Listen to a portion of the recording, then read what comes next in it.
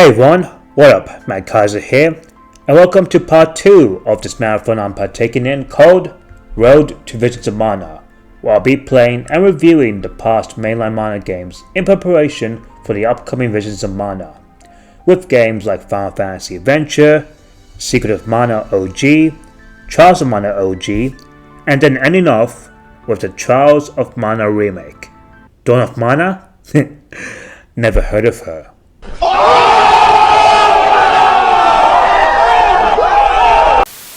Now, with Final Fantasy Adventure being a success, naturally plans for a follow-up was in order.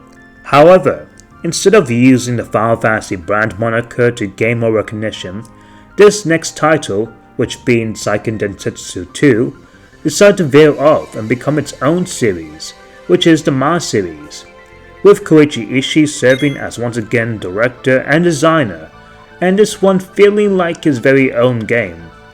This one was programmed by Nasir Gebeli and produced by veteran Square designer Hiromichi Tanaka, with the hopes to build upon the foundation that Final Fantasy Adventure set on, as well as include modified elements from that game, among other popular Square RPGs. In fact, according to Tanaka, this game would actually be intended for Final Fantasy IV, with a more action-based dynamic overworld. However, it wound up not being Final Fantasy IV anymore, but instead, during development, became a separate project called Chrono Trigger, till eventually got a true name, which of course was Secret of Mana. In addition to also having things like better graphics and a better sound quality than, say, Final Fantasy Adventure, Secret of Mana would have a lot of things. Secret of Mana would release for the Super Famicom in Japan of August 6, 1993, and then in the West for North America in October 14th that very same year, and for the PAL regions, they got it around November 25th a year later. And even Tanaka himself has said that this game would also feel like a sequel to him to Final Fantasy III. Secret of Mana would obviously receive critical acclaim, everything from the graphics to the combat with the ring menu and the command menu, the story, and the music being done by Hiroki Kikuta, who by the way follows me on Twitter. And this would generally be improvement over Final Fantasy Adventure, and over the years it's been heralded as one of the greatest JRPGs of all time. And alongside the E series and Dragon Slayer, this game would set a mark to be the forerunner of all action RPGs even. Later in 2018, it would get a 3D remake for the PlayStation 4, PlayStation Vita, and PC via Steam, though we do not talk about that. Oh, you're damn right we ain't. We gotta talk about Kingdom Hearts. That was a far better 3D remake. And who are you again? I am nobody. Seriously? No, I'm your nobody. The part that denies the deeper truth about Secret of Mana's influence. Kingdom Hearts is Disney's Secret of Mana. You suck, Awesmic1. Dude, seriously? I was that obvious? Shut up about it on Twitter. Anywho, later it would get a 3D. Obviously, we know that in 2018 it will get a very ugly 3D remake for PS4, PlayStation Vita, and PC via Steam. Though once again, we did not talk about that. And outside of the mobile ports, like with Final Fantasy Adventure, this game would also get ported to the Nintendo Switch via the Collection of Mana 2019, which is the version you will be seeing me review on. And I will pose a question to see whether or not that this game still remains a classic. But before we begin, I was going to introduce a guest here until I was so, rudely interrupted by my alleged nobody. Huh? A guest? No one really, just a content creator who has a whole series covering lore and trivia about a certain fighting game known for its, TNA. That's all, really. Link in the description. I did all that for nothing. But before we begin, if you like what you've seen here, then by all means, like the video, click the subscribe button if you're new, and hit that bell notification icon if you want more RPG reviews like this from yours truly. Not only that, but I'm currently in the middle of playing Persona 5 Royal, and hopefully before this year ends, I'll be able to deliver my long-awaited 750 subscribers special of Persona 5 Royal. So please do look forward to that. And with all of that said, whatever that was, let's fall off a bridge, enter through a cannon, and fly a dragon as we head straight into Secret of Mana.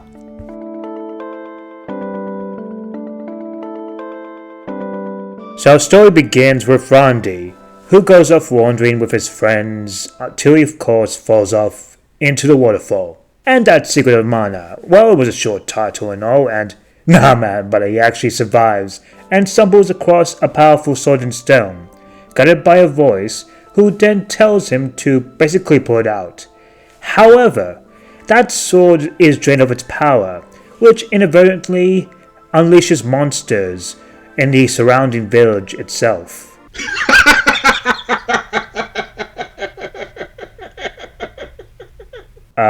What's so funny?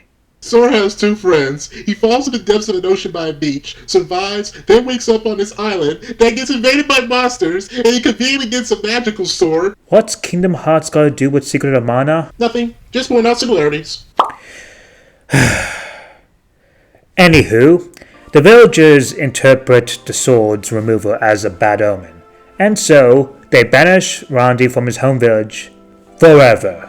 Leave now and never return. He then come across a knight named Gemma. No, not that Gemma knight. This one is in a different universe. Who tells him that the sword he wielded is the legendary Mana sword. Yep, that's the Keyblade. And that he can restore it by going to the 8 temples. That's definitely Disney's Worlds and Princesses. And along the way, he'll meet of course allies and enemies and will have to go on a big adventure to save the world. And that, my friends, is a story. And, well, it's actually enjoyable. Now, I wouldn't call it groundbreaking or anything that much, especially on a level like, say, Final Fantasy VI or something, but it does what it needs to do. Just be one big, massive adventure that's simple enough to follow, but still has some stakes enough, as well as some twists and turns that makes this journey relatively interesting. But wait! There's more! There's also some good chunks of lore here, and some interesting questions like, what is the Mana Fortress? That's the end of the world. Why are the Mana Seals being drained? And who talked to Randy? And what is the absolute deal with Poppy? Sorry, there weren't any good questions left. All of those things just makes this game's world more fascinating than the last one, though to be fair that game was, well, a Final Fantasy spin-off. Another aspect that also stands tall would have to be the characters themselves, all of which are a massive step up from the last game, with them actually having personalities and solid motives, and sticking to, like say, the end, opposed to something just appearing for a bit and then, well, they die. Randy himself is a solid protagonist, who's actually pretty kind, and I guess a little bit quirky in a sense.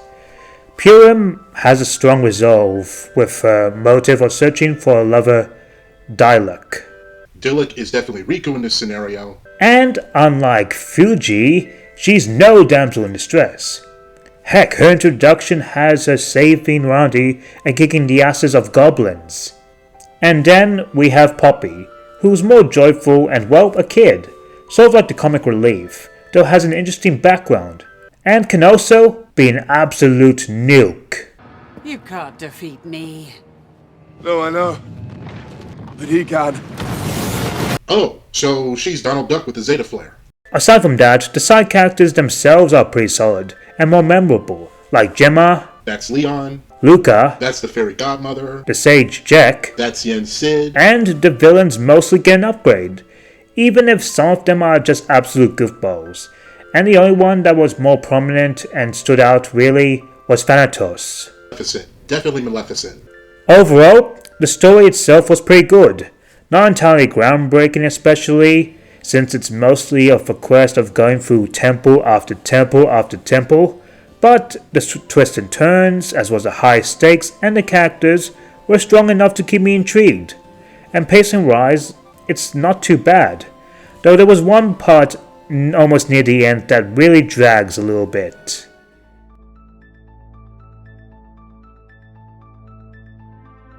When it comes to the visuals, especially for the Super Famicom, this game looks drop-dead gorgeous, mainly due to just the overall general art direction and just how downright colourful and bright it is, with lots of vibrant colours here and there with some absolutely wonderful looking environments, from the temples to the towns to even the world map, and the spell animations look really dope.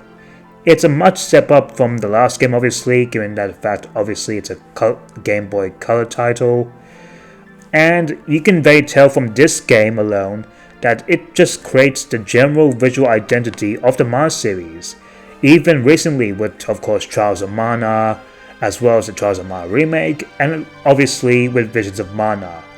And those games themselves emulate that visual identity well, even in 3D thanks to, well, this game itself. It's definitely my favorite Super Famicom game when it comes to graphics and art direction, and this game even came way before both Final Fantasy VI and Chrono Trigger, and easily is way better looking than what the remake went through, which felt more of nothing but a downgrade in response.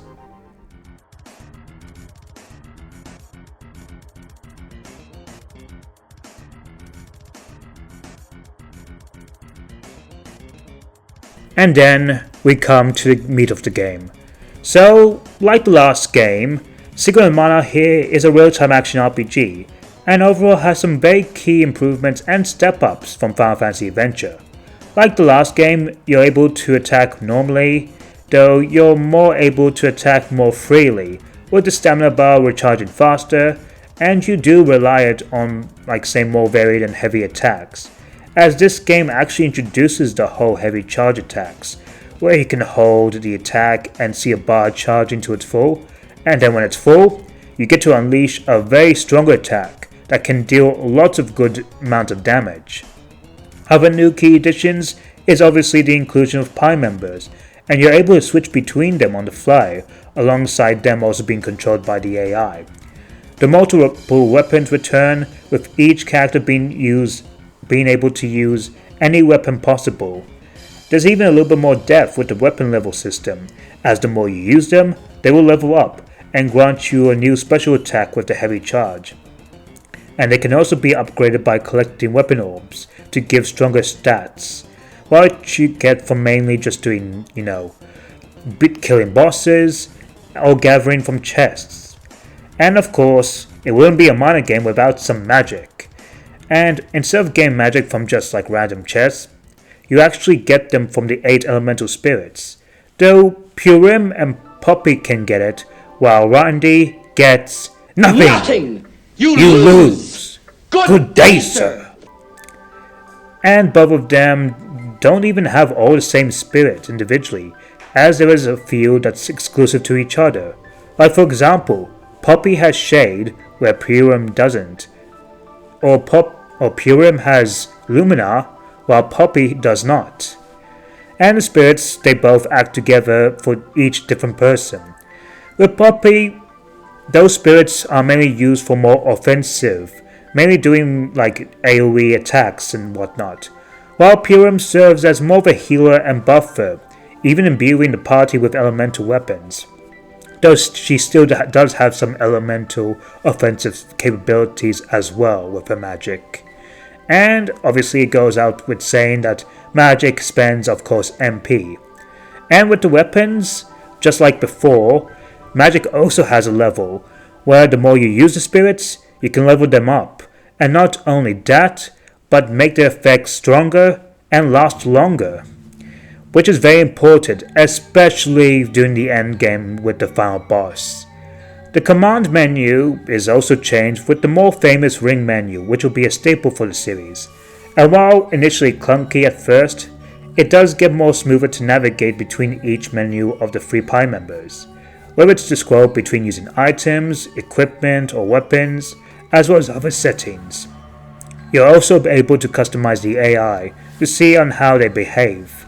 Other cool additions is the debut of Can Travel, which has become a staple of the series, even if Visions of Mana has gotten rid of it. Touché. And this allows you to jump into a cannon and travel to different places all over the world. That is of course until you get Flammy, another staple of the series which, thankfully, Visions keeps.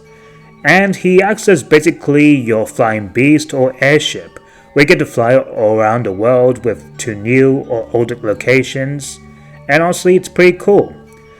The dungeon exploring is also pretty good, even if it's mainly just revolving around finding switches and having some obstacles, which makes some weapons very handy, just like the first game. And thankfully, no stupid ice puzzles. Overall, the combat itself is a genuine improvement, being much more smooth to control and having tons of options and more variety, and an emphasis on more magic than say Final Fantasy Adventure, where the best magic you can use really is just Cure. That being said though, it also has its fair share of problems. One is the stamina bar and its proficiency mechanic, being nothing but a pain in the ass, especially when you're staggering enemies, where at times when you can hit enemies fast to stagger them, they can take 0 damage, even if you don't have like say 1000% stamina, or even have to wait to use a heavy attack. Another thing is really that you're able to be knocked out by the enemies, even interrupting your own attacks, and knocking you out so hard that really it just makes the general hit detection janky at best, especially with the physical attacks. And another thing that I've been waiting to talk about, and that is the AI. The AI is absolutely brain dead at best, with the party members not being good attackers by the default setting, or being unable to maneuver through corners when they're trying to follow you, with them occasionally even being stuck at walls at times. This is really annoying. You're telling me! It's just so damn frustrating, especially given the fact that recent games, especially even other classic RPGs, even if you leave them behind, they will teleport you. This really is just very annoying, and even with the customization. And of course we get to one of my pet peeves of older action RPGs. Spell pausing, where if you or an enemy would cast magic, they tend to pause the battle until the magic effect is cast, and it's really annoying, especially if enemies do that towards you. The grind, especially for magic, is also monotonous and tedious at best as well. Come on, that mana tree bit was completely optional. You don't even have to do it. Hell, all you have to do is just grind Dryad until she's well on her way to get the mana sword thing. You're good to go in the final mana fortress. What the f*** are you talking about? You need to shut the f*** up! Of course, there's the occasional backtracking, but really that's done to death at this point, so I don't really care about it. So it's kind of no wonder why this game is actually more enjoyed with co-op opposed to playing with yourself, especially with the AI just being none other than just well brain dead. So be warned if you're gonna play this game solo. But outside of that, the general gameplay is a step up from the previous game.